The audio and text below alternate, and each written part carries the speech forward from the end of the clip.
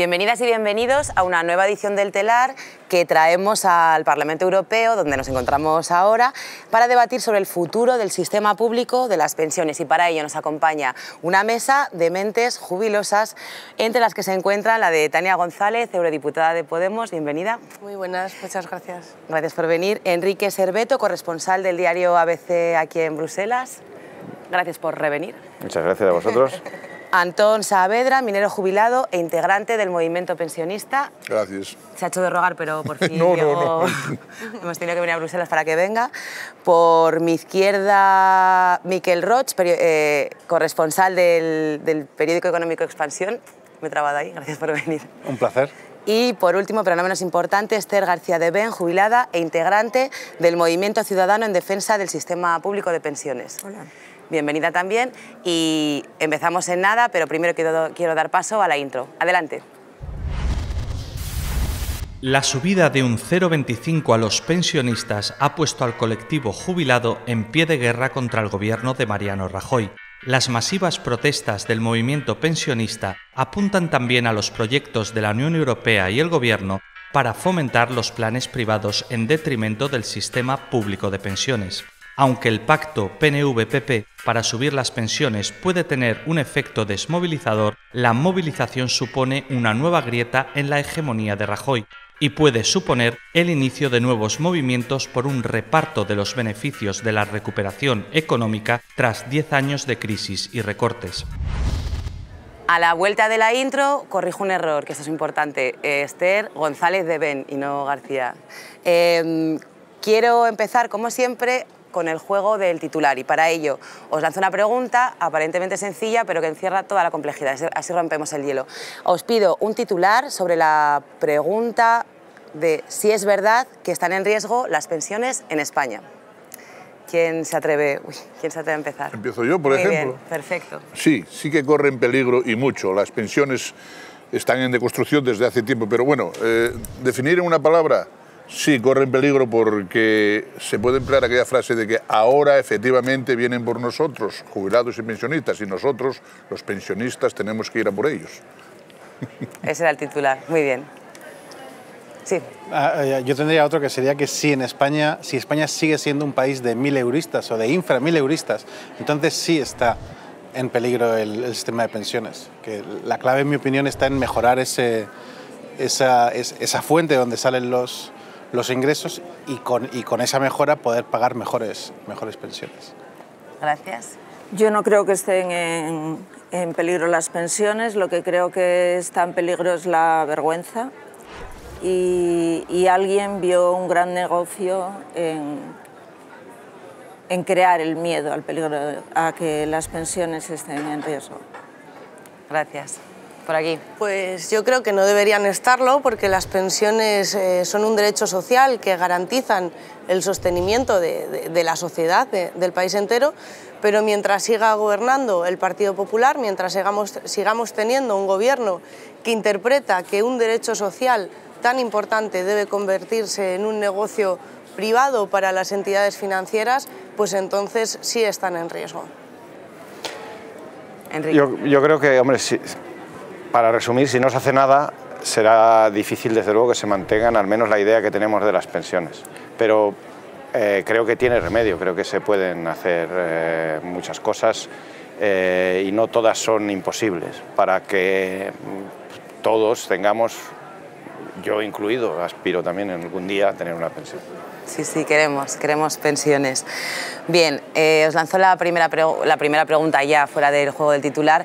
Aprovechando que estamos en Bruselas, quería proponeros empezar a hablar de el nuevo proyecto, bueno, el reciente proyecto de la Comisión Europea llamado Producto Paneuropeo de Pensiones Individuales, que en realidad parece que lo que propone es la promoción de planes de pensiones individuales para todos los Estados miembros en forma de reglamento, por lo que los Estados miembros estarían concernidos a asumir este plan. Y me gustaría, sobre todo para las personas que estáis aquí más cotidianamente, que nos expliquéis qué es eso de verdad del plan de pensiones europeo y cuál es el análisis de los efectos que puede tener esta propuesta en España. Quien queráis. Cortaos, por favor, que esto es la tele. No, yo creo que es un proyecto que está muy enfocado en fomentar, yo creo, que un trabajador pueda moverse fácilmente entre Estados miembros y llevarse consigo su plan de pensiones privado. Es decir, es como para facilitar que el ahorro privado de cara a la jubilación y que yo, si trabajo ahora en Bélgica y cotizo en Bélgica y luego quiero volver a España y cotizar en España, pueda llevarme ese producto sin que haya trabas administrativas y se pierdan dinero y comisiones de por medio o que haya trabas burocráticas.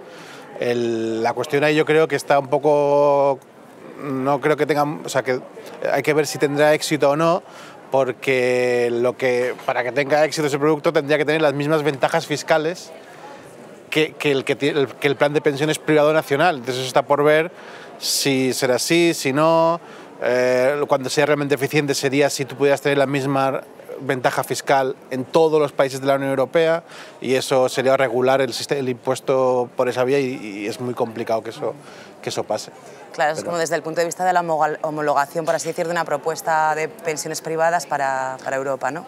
Claro, tú no puedes... es muy complicado que todos los países se comprometan, gracias a esa propuesta, a ofrecer la misma desgravación fiscal a las aportaciones del plan de pensiones. Eso sería un hito que aquí nadie creo que lo consiga nunca. Yo creo que cuando hablamos de pensiones, precisamente la Comisión Europea lleva años impulsando lo que llaman las pensiones de tercer pilar, que son las pensiones privadas, ¿no?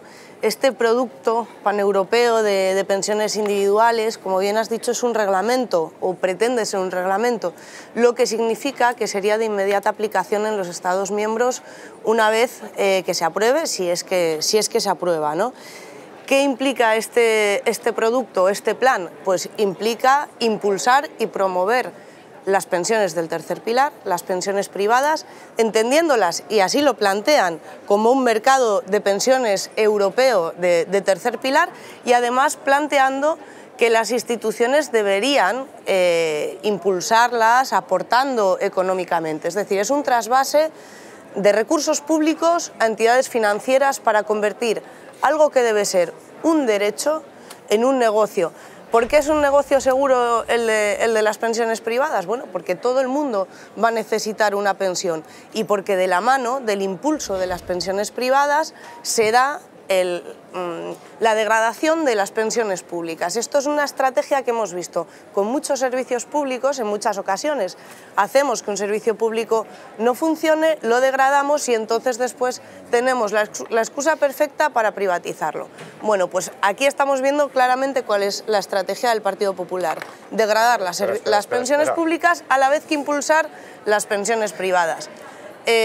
Desde luego yo creo que se van a encontrar con cierta oposición en el Parlamento, y nosotros vamos a tratar, y nosotras, de aglutinar el apoyo de distintos grupos parlamentarios progresistas para parar este reglamento. Mira, si me permites... Siente que se ha puesto nervioso. No, es que hay una mezcla aquí de cosas que no tienen nada que ver. O sea, como si el Partido Popular estuviera gobernando en la Comisión Europea, que no es cierto. No, pero, siempre va por delante.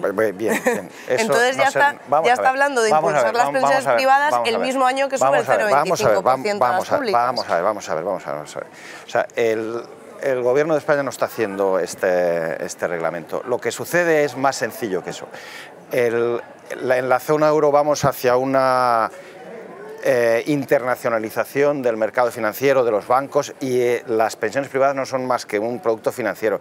No van a tener más incidencia porque se llamen europeas que las que tienen ahora. Actualmente hay pensiones privadas en España y pensiones públicas, pensiones privadas en Francia y pensiones públicas. No tiene nada que ver, no va a incentivar nada más. Va a hacer que sea interconectable el mercado de las pensiones públicas, de las pensiones privadas, el del ahorro privado para las pensiones, igual que existe ahora. No va a cambiar nada.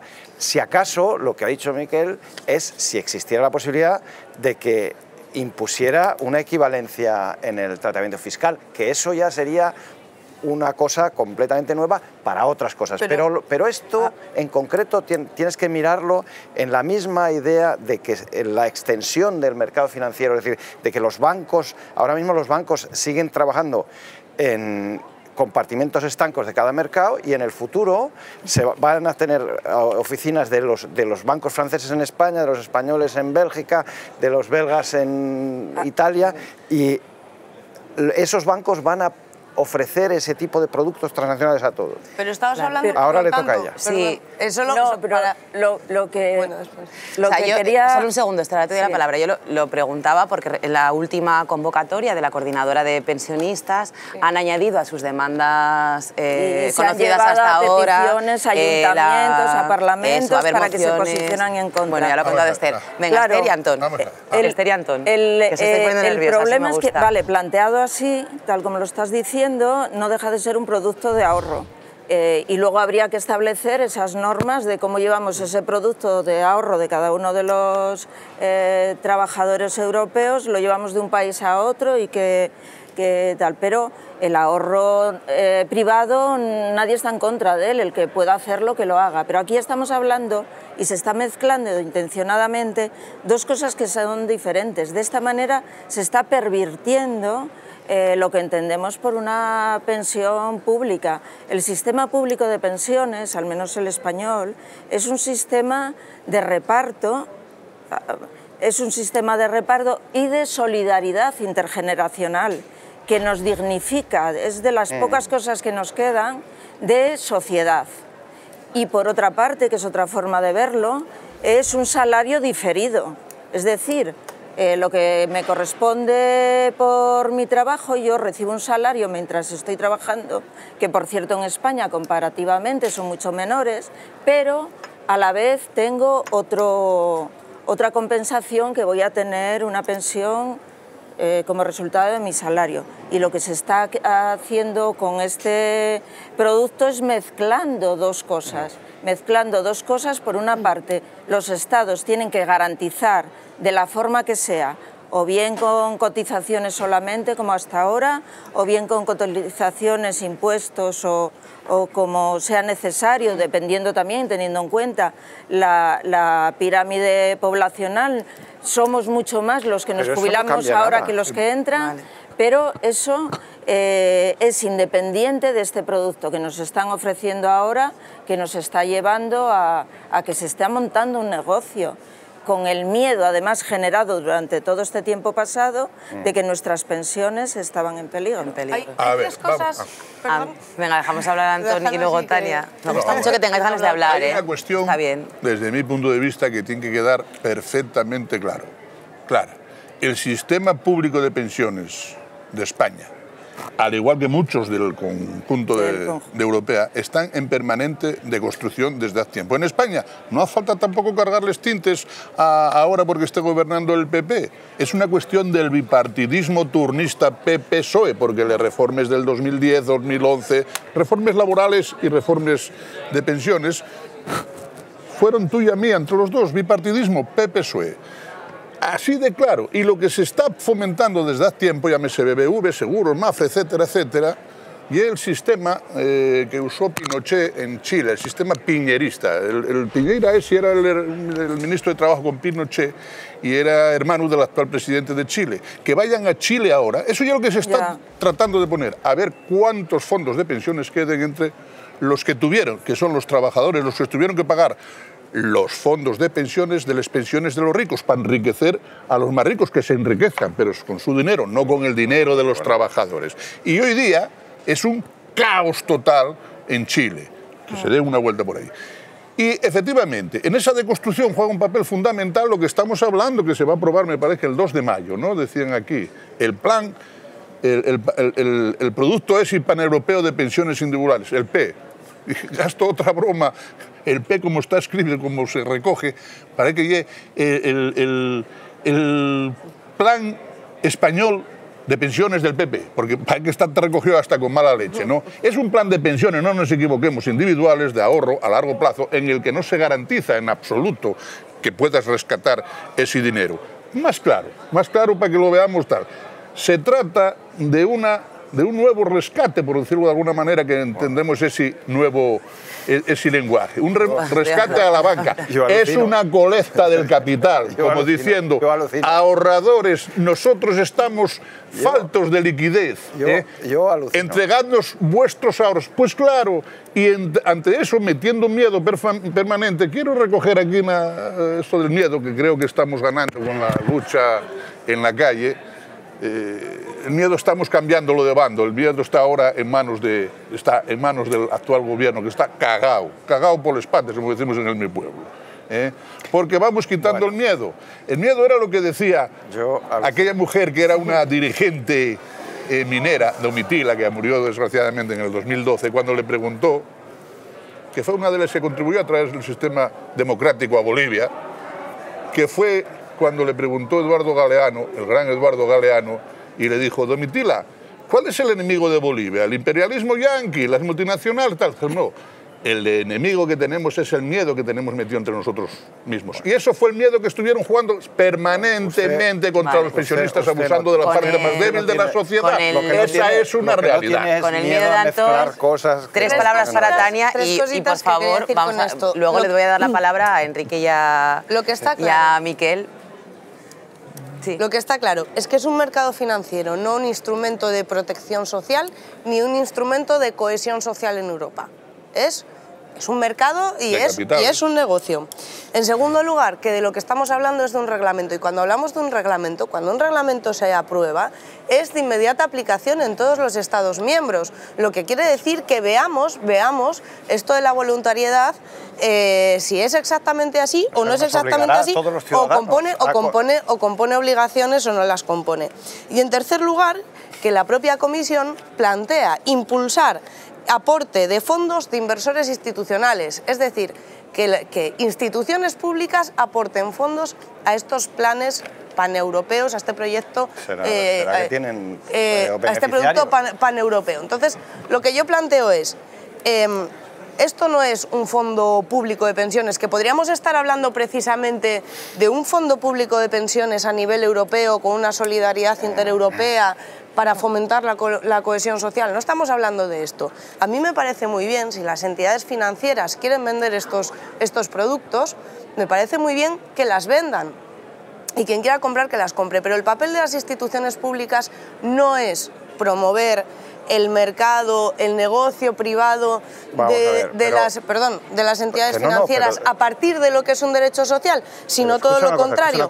El papel de las instituciones públicas, ya termino, es precisamente garantizar ese derecho social e impulsar y proteger a los consumidores, proteger a los ciudadanos, a los pensionistas, a las pensionistas y a los futuros y futuras pensionistas. Tiene la palabra ahora Enrique.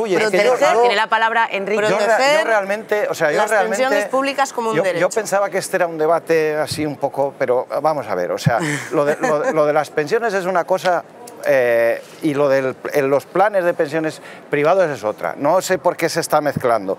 Yo tengo en mi empresa, tenemos constituido una fuente, un fondo de pensiones, el colectivo de trabajadores, y se acabó, y la gente ahorra, aporta lo que quiere, no aporta nada. En la administración asturiana, por el PSOE. Pues también, ¿y qué tiene eso de malo? De la masa salarial de la pública. ¿Y qué tiene que ver eso con el tema de la...? No, señores, cada uno aporta lo que quiere aportar, o si no, no lo aporta. Eso son dos cosas completamente distintas. Pero cuando se establece como una norma para todos los países miembros y estamos hablando de trasvasar hay una norma, pero es que hay una norma. No, olvídate. Hay alguna norma. En fin. Primero, estáis hablando de algo que no ha sido aprobado. Punto. No, todavía. Esperemos que no lo sea. Esperamos que no lo sea. En el proceso de aprobación, tú que eres eurodiputada, tú puedes intervenir y decir todas estas cosas a ver si te hace caso la mayoría. Y en segundo lugar, no existe tampoco una uniformización de las pensiones públicas en Europa. A mí tal vez me gustaría eso que dices tú, de que hubiera efectivamente una seguridad social europea con fondos europeos y que se pudiera hacer una redistribución de las pensiones públicas. Pues no me parece mal, pero en cuanto a las privadas, que son ahorros personales que cada uno, lo único que hace esto es garantizar que cuando un ciudadano ha invertido en esos ahorros, que no pierda nada cuando se va a otro lado, que en la medida de lo posible se armonice la fiscalidad cuando lo vas a recuperar o dejar de recuperarlo. Pero, y si no te gusta tener un fondo privado de pensiones, pues no lo tienes. Si te parece que va a pasar como en Chile, pues no lo compras. No metes ahí tu dinero. Eso no es tan sencillo como eso. Todo lo demás creo que es un poco demagógico. No habíamos dicho que no reguláramos que le quería dar la palabra, que le quería dar la palabra a Miquel también, que ha estado callado un buen rato. Yo sinceramente creo que este producto es un tecnicismo de lo más inocuo, que no va a tener ningún impacto en la solidez de los planes de pensiones, porque ni va a haber dinero público ahí, y el único dinero público que puede haber ahí es si los Estados miembros deciden igualar ese plan de pensiones al resto. O sea, es decir, si yo aporto al plan de pensiones del Banco Santander, el plan de pensiones nacional del Banco Santander, que tiene ese producto estructurado para el mercado español, tengo una desgravación fiscal. Pues ¿por qué no la voy a tener si invierto en un producto que es igual, simplemente que luego me lo pueda llevar yo a los países donde vaya a trabajar? Esto es un producto cuyo único objetivo es facilitar la movilidad de los trabajadores europeos en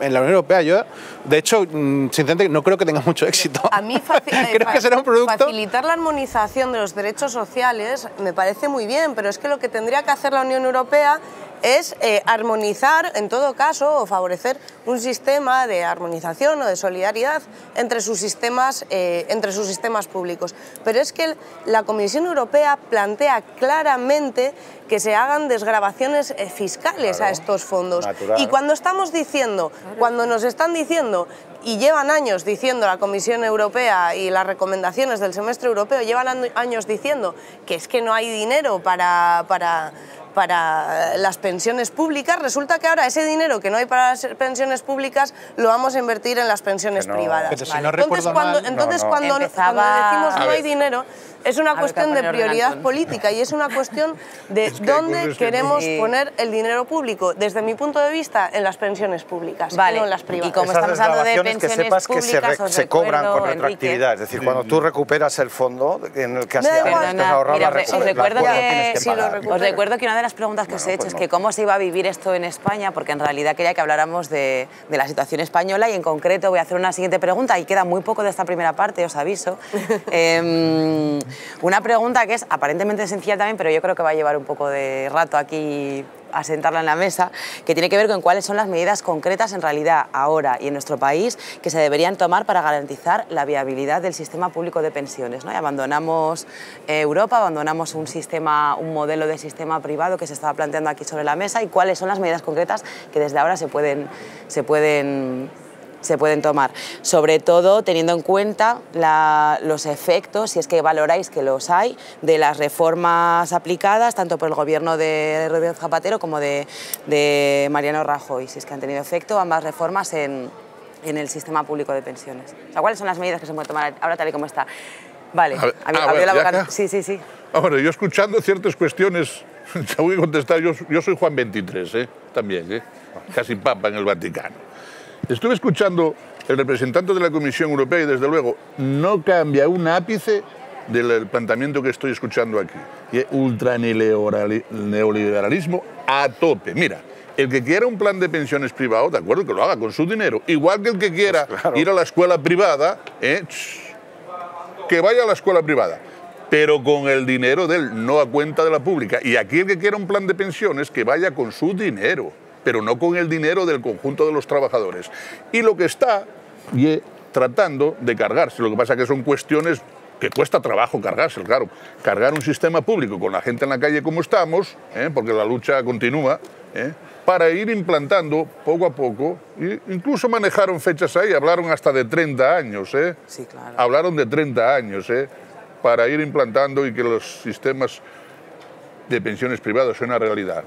Piñerismo puro y duro. Y aquí, pinochetismo. Pero no me has contestado lo que yo te preguntaba. ¿El qué? Que estaba preguntando que qué medidas concretas podemos poner. Juan 23, que hacer un milagro. En los rótulos os pondremos Juan 23 y a... un milagro. No sé qué le pondremos. Soy Juan 23 y a lo mejor hago un milagro. No, yo creo que lo que hay que hacer en España, de verdad, primero hay que pensar en los que están pagando las pensiones ahora. O sea, yo tengo hijos que están empezando, que tienen ahora 30 años, 20 y tantos, y con lo que ganan ellos están pagando, cotizando para que se cobren pensiones que son más altas de lo que ganan ellos. Claro. Entonces, en primer lugar, yo creo que hay que dejar de politizar el debate, porque además eso lo único que hace es crear condiciones falsas para el debate. O sea, para que entre un partido y otro se echen las... Yo creo que esto es un asunto que se tiene que resolver de una forma consensuada, o sea, tienen que ponerse de acuerdo los grandes partidos sin finalidades electorales, porque eso es otra vez volverle a dejar a mis hijos la deuda que se va a ir acumulando porque los ingresos de las cotizaciones no dan. Yo lo de las pensiones ahora, que además ahora yo me he vuelto autónomo, yo me he pegado 40 años, bueno, no 40, pero 30 sí, como empleado por cuenta ajena y no me he enterado de que pagaba una pensión. Sencillamente uno hace las cuentas con la nómina, no sabe lo que pagas tú ni lo que paga la empresa, eso lo ignoras completamente. Ahora que yo pago cada mes, y lo pago de aquí, es decir, o sea, cada mes vienen a mi banco y me lo quitan. Dice, yo sí sé lo que es cotizar para las pensiones, sí que lo sé, y duele mucho, pero sé que hay que hacerlo, porque efectivamente, como tú decías, es una obligación intergeneracional, es una muestra de solidaridad intergeneracional. Hay otros modelos, como el suizo, que me parecería interesante que se hablara de eso, que es que la mitad de lo que cotiza es para la solidaridad o sea, para las pensiones que se están pagando ahora, y la otra mitad es para tu propio fondo de pensión, es decir, que los trabajadores tienen dos partes, es decir, algo que es suyo, es decir, porque cuando la gente dice las pensiones me pertenecen a mí, dice sí, el derecho sí, pero te la está pagando alguien que está trabajando. El derecho, vale. Antes decía, con la es propuesta, un salario con la propuesta diferido. Con la propuesta del Pero modelo suizo a mitad, con la sí. propuesta del modelo suizo a mitad, cierro esta primera parte. Pero había pedido antes también la palabra, a la vuelta reanudamos y veo que hay más ganas de hablar y introduciré más preguntas. Y voy a dar paso a mi sección más favorita del mundo, que no es porque sea la única del programa, pero que me gusta mucho, que se llama El Panóptico. Adelante. Vamos ahora a España, donde los jubilados vuelven a tomarse las calles de varias ciudades, bajo el lema por unas pensiones dignas. Ellos están protestando contra la escasa subida de las pensiones pactadas para este año. La imagen en Oviedo. También se movilizan los pensionistas. Pues muchos gestos de indignación. Cientos de jubilados han roto esas cartas que han recibido de la Seguridad Social y las han metido en bolsas de basura. Me han bajado la pensión. Ahora tengo que pagar las medicinas. Es una serie de cosas que no se puede aguantar. Están clamando por unas pensiones públicas y no privadas. La sanidad, la educación, las pensiones, todo tiene que ser privado. Es el fondo del reserva el que ayuda en determinados momentos a pagar puntualmente las pensiones de los españoles. Hemos estado toda la vida trabajando y pagando nuestro dinero para luego tener una pensión. En este mundo neoliberal capitalista que tenemos encima. Esto no nos debe alarmar, sino que nos debe tranquilizar. No nos la pueden bajar. No hay ningún problema. No nos la pueden bajar. Gobierno, ladrón. ¡Nos roban la pensión! No saben gobernar, no saben gobernar y nos están arruinando, punto. Eso, engañar a la gente. Mire, digamos la verdad, si no hay dinero, no hay dinero. El déficit de la seguridad social se debe a las escasas aportaciones por el paro, el trabajo temporal y precario. Que ahora salgan a manifestarse, pero a darle las gracias al gobierno porque la vamos a subir el 3%, 3 veces más de lo que... Convertir esto en una subasta. ¡Gobierno, ladrón! ¡Nos roban la pensión! Es la clase dominante, la oligarquía financiera, las grandes multinacionales, son ellos, los grandes terratenientes son los verdaderos culpables y al mismo tiempo los beneficiarios de la situación actual. Los políticos no son nada más que instrumentos a su servicio. ¡Gobierno, ladrón! ¡Nos roban la pensión! Estamos hartos. Dan 60.000 millones de euros a los bancos. Estamos hartos. Rescatan las autopistas. Estamos hartos. Tienen casos de corrupción. Estamos hartos. A mí me han subido 2 euros. Estamos hartos de que el gobierno nos tome el pelo. Decidieron enfrentarse a la policía y abrirse paso con la barricada. ¡Somos pensionistas! ¡No terroristas! ¡Somos pensionistas! Yo no digo más, pero al IPC.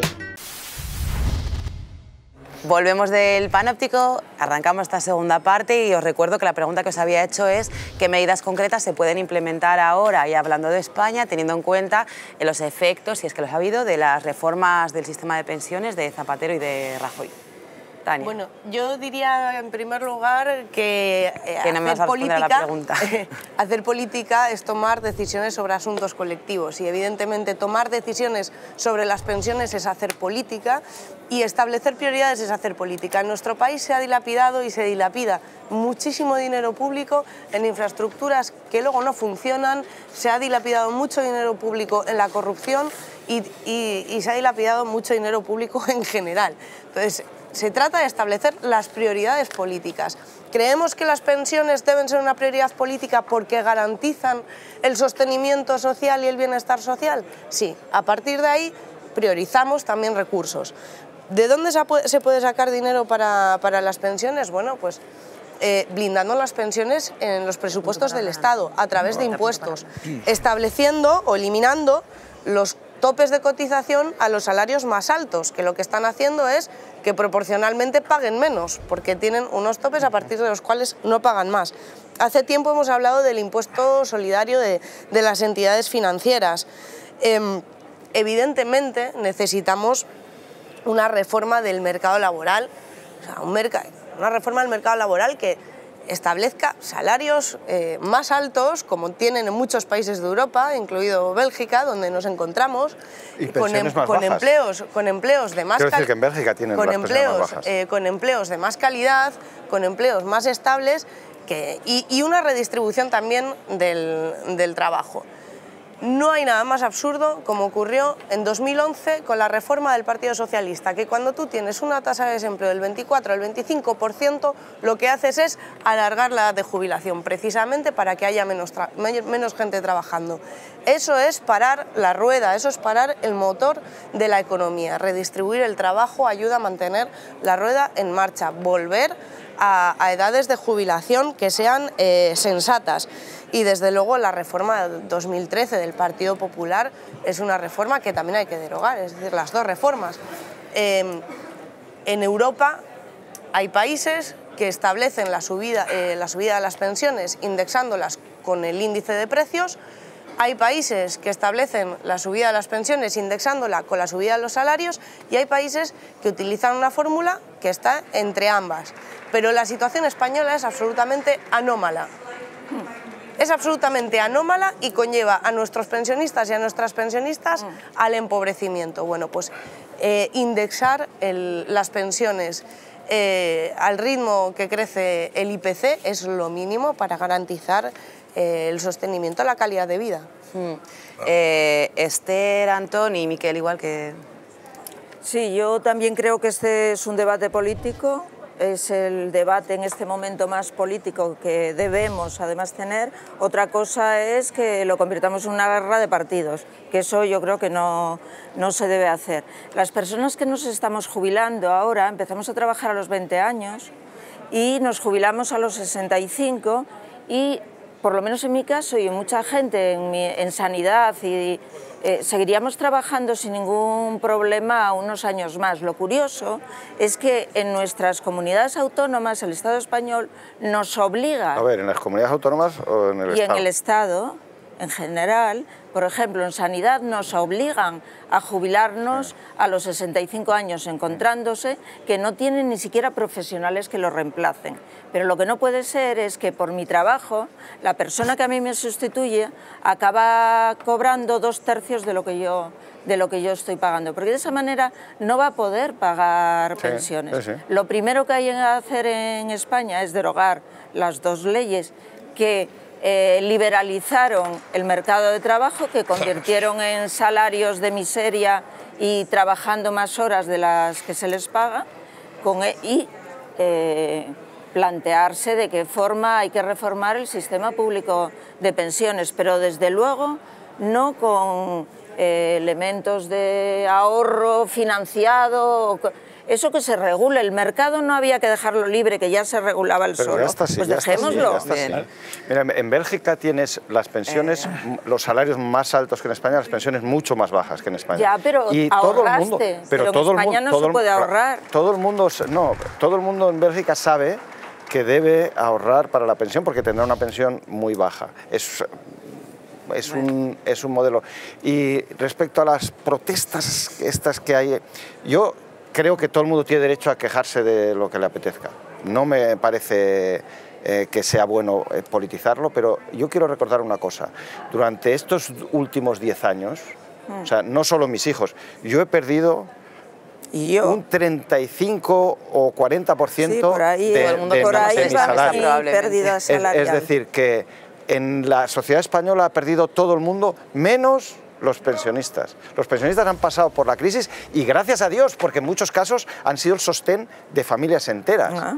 Quiero decir, y ahora tampoco me parece mal que digan, bueno, vale, ahora que ya hemos pasado la crisis, ahora veo aquí un recorte sobre lo que está subiendo las pensiones en Alemania. Y en Portugal, ¿eh? Alemania, después de años y años de austeridad, y el Estado tiene superávit. Dice, claro, que menos que Merkel diga, bueno, vamos a echar un poco. A mí eso no me parece mal. Pero sí es verdad que durante los 10 años que hemos pasado, las pensiones han sido el único sector de la economía española que no ha perdido nada y todos los demás nos han dado por todas partes. Vale. Antoni y Miquel, les pido un poco más de... Sí, pero es que, vamos a ver. Antoni, repite, es que se nos ha colado Enrique, además. Sí. No. Venga, dale. Ahora va... Desde mi punto de vista, el sistema público de pensiones, en España me refiero, no tengo nada que ver con lo de Bélgica, son perfectamente sostenibles. Los que son insostenibles son precisamente los gobiernos del bipartidismo PP-PSOE que se lo repartan, que fueron los causantes de esas reformas laborales que decía la compañera, que son los que trajeron el artículo 135 de la Constitución cargándoselo para pagar la deuda de la banca, el famoso austericidio. Vamos a ver. ¿Por qué es sostenible? Si con las cotizaciones de los trabajadores, de los pensionistas actuales, se financiaron desde la sanidad, les no contributives y hasta los propios presupuestos generales del Estado, que ahí había que entrar en los pactos esos de Toledo, de las narices. Si esto financió hasta los presupuestos generales del Estado, justo y humano y que ahora sean los presupuestos generales del Estado los que también intervengan en la cuestión. Y hay que dejar muy claro que si el dinero de esas pensiones, de esas cotizaciones, se hubiera usado realmente para lo que estaban concebidos, para pensiones de ahora, en este momento, y son datos, no los hago yo, soy muy mal con los números, habría $500 millones de euros con B. ¿En dónde está el problema del dinero? Pero ¿de dónde puede salir incluso más dinero? Mira, hay una cuestión que se llama el SICAP, ¿no? Entonces, sabemos cómo se forman las SICAs. Forme usted una SICA, 2,4 billones de euros. Dijo, pero busque, tienen que aparecer 100, esos que llamen 99 mariachis, ¿no? Los que se llaman yo mariachis. tengo una SICAP, bueno, decir, yo estoy en una SICAP normal y corriente, legal. Bueno, sí. Son todos legales. Sí, son todos legales. Pero esas son... Pero ese señor... Te pido brevedad, Antón, que te veo ahí que te pido. No, pero tú sigue, no te quiero interrumpir. Te pido que hizo lo de Lesicas, por ejemplo, ¿qué te quieres dar? ¿Que anda regalando por ahí maquinitas para los hospitales? Pues no necesitamos maquinitas, necesitamos muchas, pero que sea el propio ministerio que se la cargue. A través, lo que pedimos ya es que esos paguen justamente lo que tienen que pagar en sus impuestos. Porque con Lesicas lo que ocurre es que, coño, 2,4 millones. Desde ese momento, con los famosos mariachis, que ellos llamen los mariachis, no yo os puse yo el nombre, ese señor que maneja la SICA paga el 1%, no el 35% que les correspondía. Eso es un escándalo, un robo al erario público. Y eso no lo digo yo, lo dice Gesta, que son los especialistas en los números, los de inspectores fiscales, pero de altura. Gesta. Si recupera ese dinero, tributa igual. Se paga todo lo que no tributa, no. Sí, que no, hombre, que no. Tributa en máquina, sí, en alguna máquina de vez en cuando. Joder, y precisamente como era un escándalo, precisamente como eso era un escándalo mayúsculo, trataron de meter mano desde Hacienda y entonces fue cuando se crearon la famosa Comisión Nacional de Valores. Se dijeron, oye, ni retroactividad atrás, se acabó el cuento. ¿De qué vamos aquí, joder? Pasamos la palabra... ¿De qué vamos aquí, coño? Pasamos la palabra a Miquel. Sí, a ver, yo creo que hay una serie de hechos que son un poco difíciles. O sea, yo entiendo que al que recibe una pensión de 600 euros al mes, o 700, 800, tiene que pagar un alquiler, la luz, pues no, dice, a mí no me da, no puedo. Y eso es totalmente comprensible. En términos absolutos, esa pensión, pues, es la que es. Pero si lo miras en términos relativos, que es de dónde sale el dinero de esa pensión, cómo se financia, que es de las cotizaciones de los trabajadores, claro. Al final resulta que España tiene uno de los sistemas más generosos de Europa. O sea, la relación entre el último sueldo de un pensionista y la primera pensión que recibe, en España es de los más altos de Europa. De los más altos. ¿Será por algo? Bueno, la relación entre los salarios medio del trabajador y la pensión media en España es de las más altas de Europa. Entonces, o mejoramos el mercado laboral, o mejoramos la calidad de los trabajos, o mejoramos eso, o las pensiones siempre tendrán un déficit y tendrán y serán las que son. El último informe de la Comisión Europea nos dice, las pensiones, el sistema de pensiones en España es de los más sostenibles de Europa ahora mismo. Entonces. Pero, ¿qué pasa? Que las pensiones van a ser menos generosas. Entonces, ¿cómo arreglamos eso? Pues que, o sea, mejorando los ingresos del sistema. ¿Y eso cómo se mejora? Pues fomentando una economía, un modelo productivo de valor añadido y de salarios altos. O sea, y así es como se arregla el sistema de forma sostenible, ¿no? O sea, yo honestamente creo que vincular al IPC las pensiones es lo que ha hecho que sean insostenibles.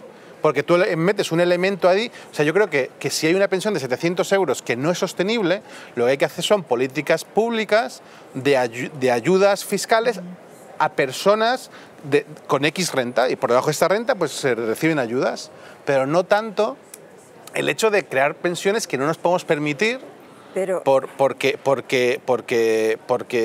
los números dicen que no da. Es que eso supone Tania y Esther. ¿Cómo se puede decir tal cúmulo de barbaridades, coño? Cuando uno de cada... También datos de la Gesta. Sí. 1 de cada 3 pensionistas cobra por debajo del umbral de la pobreza. Estamos hablando de 9,5 millones de pensionistas. 1 de cada 3 pensionistas. ¿Cómo que tenemos las pensiones más altas? Por favor, hombre. Las pensiones de la banca, de los banqueros, no de la gente que trabaja en la banca, de los pensionistas con riesgo de pobreza. Es que el país de Europa donde hay menos riesgo de pobreza. No me vengas sacando esos medios de aquella que comemos entre... ¿Te parece malo? Es mucho peor en cualquier otro país de Europa. No, yo estoy diciendo, ¿dónde está el dinero? ¿Dónde está el dinero? ¿Dónde está el dinero de los trabajadores que cotizaron? ¿Quién lo robó? Ese medio billón de euros que tenía que haber en este momento para seguir cotizando. Ese medio billón de euros es donde lo saca. Dos cuestiones. Tania y Esther, venga. Una es de financiar los presupuestos generales del Estado. Pues ahora que sean los... Porque lo del Pacto de Toledo fue precisamente lo que sirvió para sacar de los presupuestos generales las cotizaciones. Sí. Luego te doy la palabra otra vez. Los efectos de las reformas de 2011 y 2013, los efectos reales de esas dos reformas los vamos a ver en unos años. La reforma de 2011 hace que una persona de mi edad, para poder jubilarse a los 65 años, tenga que trabajar ininterrumpidamente sin un día de descanso desde los 26 años y medio. Joder, a cualquier persona de mi edad y los que vienen detrás les preguntas que si creen que eso es posible, y es imposible tal y como está el mercado laboral. Es imposible encontrar un trabajo estable que te permita trabajar de manera ininterrumpida desde los 26 años y medio hasta los 65. Tania, me alegro que hayas dicho eso. Perdona, y continúo. Un sistema tan generoso como es el español generaría una brecha de pensiones, una brecha de género en las pensiones como la que tenemos. En Asturias, por ejemplo, el 50%, es decir, los hombres cobran el doble porque no se tiene en cuenta en ningún momento todo el tiempo que las mujeres dedican a los cuidados, a funciones que son vitales para nuestra sociedad, pero que no están reconocidos en ningún aspecto. Por ejemplo, en Argentina, eso sí está reconocido y hay países donde eso sí está reconocido. En España no se reconoce y eso, entre muchas otras cosas, el tener en cuenta que la mujer muchas veces pasa más tiempo fuera del mercado laboral que los hombres, que tienen salarios más pequeños, que tienen jornadas parciales, que se dedican a cuidar, que pero se eso dedican... es lo que hay que arreglar. Pero, o sea, pero eso digamos, es independiente de las pensiones. pero si las entonces pensiones no digamos tú recibes que una tenemos, pensión. que tenemos el sistema más generoso cuando tenemos una de las brechas de género en las pensiones más altas. Tiene otras razones. Ahora, hay que mira, cuando tú hablas de... Y déjame una reflexión sobre... Es que es precisamente sobre lo que tú decías antes. Según la Fundación Educo, el 80% de las personas pensionistas tuvieron que ayudar económicamente en el año 2015 a sus familias. Sí, claro. Esto significa que han sido en gran parte los y las pensionistas quienes han soportado el peso de la crisis en este país, mientras otros se daban la mano para reformar el artículo 135. Ha sido el gran amortiguador. Ahora, ¿a dónde vamos a llegar cuando tengamos un país con unos pensionistas absolutamente empobrecidos? Mira, vamos a ver. Cuando ya no quede nada. Tenemos que entender... Tania, déjame un segundo. Cerveto y luego Pastu y luego Miquel, que también quería hablar. Es que no me has dejado terminar.